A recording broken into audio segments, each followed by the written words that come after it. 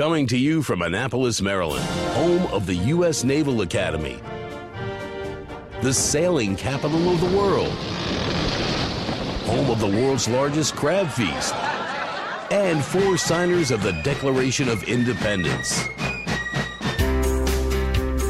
This is the Eye on Annapolis Daily News Brief, a daily roundup of local news that you can use, including local sports, local events, local opinion, and local weather from DMV Weather.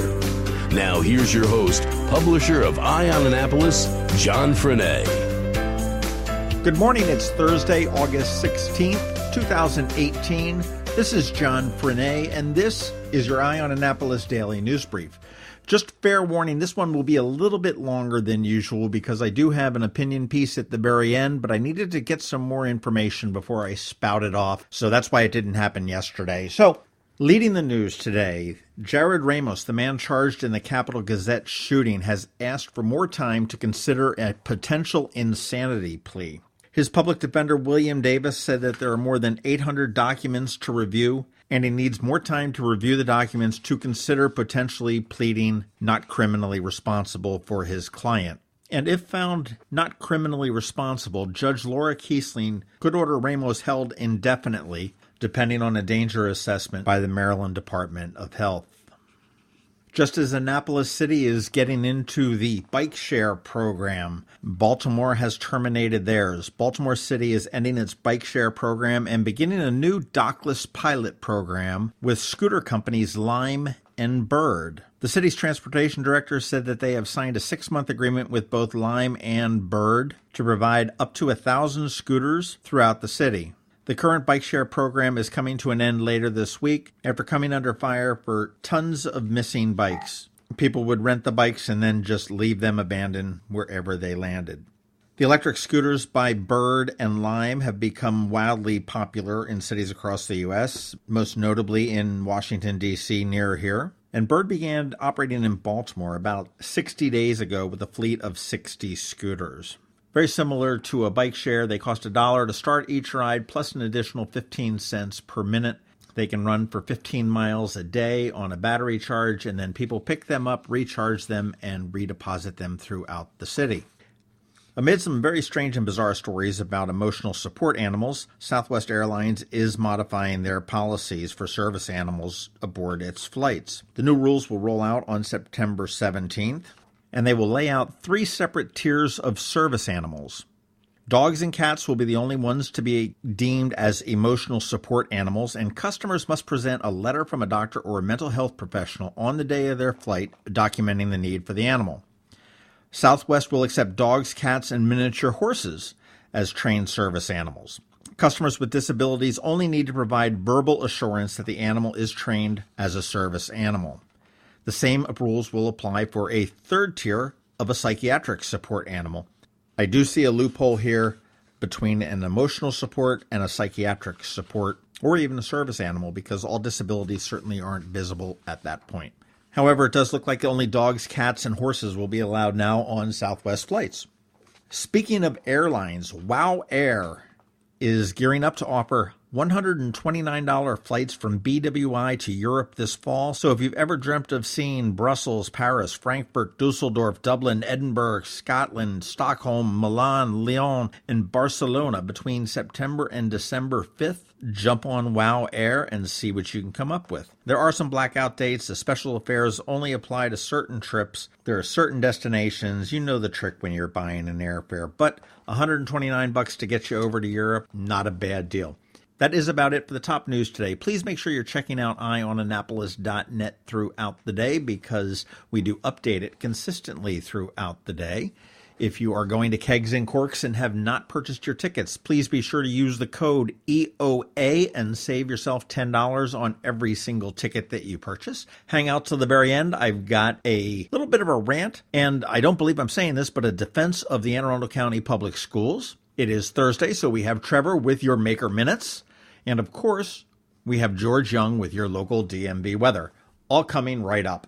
Don't miss the best event of the summer. Come out Saturday, August 18th for the Kegs and Corks Festival at the Anne Arundel County Fairgrounds. Get tickets now at kegsandcorksfest.com to begin the party at noon instead of 1 with early access tickets. Tickets benefit the Special Olympics of Maryland and include a souvenir glass, unlimited wine and beer samples, plus live music all day, including headliner Kristen and the Noise. Enjoy over 80 Maryland wines, 40 craft beers, incredible food, and more. Go now to kegsandcorksfest.com.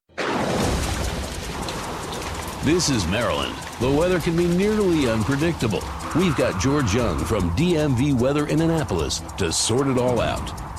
Hey everyone, this is George with DMV Weather, and this is your Eye on Annapolis forecast for Thursday, August 16th. Another day of summertime heat today ahead with sunshine and temps in the 90s, but with a bit more humidity than yesterday, along with a little less breeziness. More 90s on tap for Friday, but with a front approaching from the west, the chances of PM thunderstorms will be up again for the Annapolis region as well as all of Anne Arundel County. As for the weekend, the expectation now is for temps in the 80s with a small chance for PM storms each day, but on the whole, it should be a good one out, so make plans to get out and about and enjoy. Okay, that's it for today. Be sure to download our free weather app by searching the Apple App Store or Google Play Store for DC MDVA Weather. And also be sure to follow us on our website at dmvweather.com or on Facebook or Twitter so you can always stay weather informed. This is George Young of DMV Weather. Make it a great day out there despite the heat. But remember, whatever the weather outside, have fun and be safe. Join us this fall as we walk to fight suicide and raise awareness about mental health in Maryland. Proceeds to benefit the American Foundation for Suicide Prevention. Register for an Out of the Darkness community walk today at outofthedarkness.org. This is Trevor from Annapolis Makerspace with this week's Maker Minutes. This week's county fair offering is the Wicomico County Fair. It starts tomorrow and runs all weekend down in Salisbury. Tonight at the Howard County Conservancy just outside Ellicott City is Mantises and Martinis, a special over 21 party. Enjoy a summer night out with special martinis and a live discussion with Drs. Mark Raup and Paula Shrewsbury about their favorite bugs and butterflies with an optional stroll in the meadow. Tomorrow at Art Farm in Annapolis is Mosaic Mirror Workshop. Decorate a frame with glass, stones, tiles, or broken dishes to create a custom mirror with a 5x7 opening. Learn how to arrange and cut pieces and make interesting designs and patterns. This Saturday and most every third Saturday in Edgewater at the historic London Town Gardens is Tot Time. Admire the beauty of nature, hunt for different leaf shapes, or go on a nature treasure hunt. Experiences like these help children build lasting connections to the natural world and to the adults whom they share these adventures with.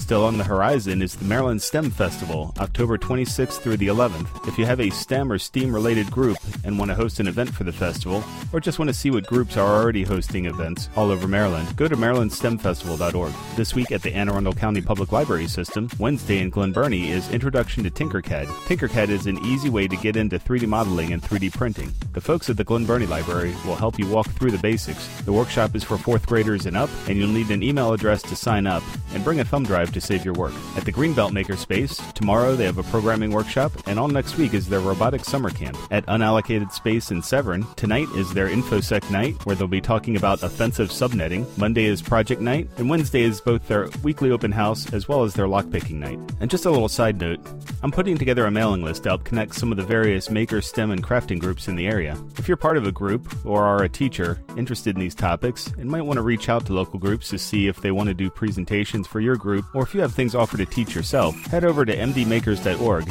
and sign up on the right-hand side. And just a small reminder, when you do your shopping on Amazon, please consider using the Amazon link or banner on the Annapolis Makerspace website at makeannapolis.org before making any purchase. We get a small kickback, but it really adds up and helps us out. You can catch me tonight and every Thursday night at Annapolis Makerspace on Renard Court for Electronics Night. And don't forget that Mondays are Woodworking Night, and I'll be posting links to these events on the Annapolis Makerspace website at makeannapolis.org sometime today. And whether you're making art, software, sawdust, or just a mess, chances are you're already a maker. This has been Trevor from Annapolis Makerspace with this week's Maker Minutes. They say opinions are like... Here we are with a dose of opinion for you. Get the lead out. No, I'm not talking about the Ram's Head show that's coming up at Maryland Hall. The big news this week was the discovery of lead in the water of 19 Anne Arundel County schools. And they've tested about 33 schools, but there are still 93 to go. Time to panic, right? Not so fast. Okay. First off, lead in the water is bad. I need to get that out there. I think we can all agree on that, and the discovery of lead in the water of our public schools needs to be mitigated. But the outrage and the frenzy shown this week in social media has been off the charts and really screaming for some perspective. First of all, Anne Arundel County is not alone by any means. Montgomery County has elevated levels in 1.8% of their outlets. For perspective, Anne Arundel is at 1.2%. Howard County, they just decided not to test the water yet, and they're going to be starting it this year and next school year. How about PG County? I'm glad you asked. They've been testing for a while because of the lead pipe issue overflowing from D.C., and they're doing a decent job. In 2004, 90% had excessive levels. In 2009, the number was down to 30%. Results from current testing were not readily available, and so while it's not an excuse, it is just a bit of perspective as to where Anne Arundel sits compared to our neighboring school districts. The CDC says that most studies showed that exposure to lead-contaminated water alone would not likely elevate blood levels in most people, even exposure to water with a lead content close to EPA action level. They do disclaim, saying that risk will vary depending on individual circumstances and the amount of water consumed. Which brings me to the point of consumption. How much water is actually consumed by the average kid? I really have no idea, but I have to think it's not that much. Again, I'm not marginalizing the fact that there are elevated levels of lead in the water. I'm just trying to put it all into perspective here. The county tests for lead when it leaves the plant, so they're putting out lead-free water.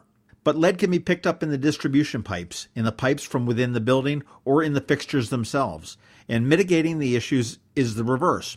You swap out the fixture. If that doesn't do it, then you swap out the pipes in the building. If that doesn't do it, then the distribution pipes need to be replaced. And as you can see, this can become a very, very complex problem very, very quickly. One thing I've not touched on is the home. Arguably, more tap water is consumed in the home than in school. Cooking, drinking, etc. When was the last time your home was checked for lead in the water? My guess is that the last time might have been when the house was purchased, and if you're a renter, you likely have zero knowledge of any of that testing. If your kid has elevated lead levels in his or her body, more likely than not, it's not the school's fault. Well, entirely. According to the EPA, children are exposed to lead in paint, dust, soil, air, and food, as well as drinking water. So there very well may be some other culprits to blame.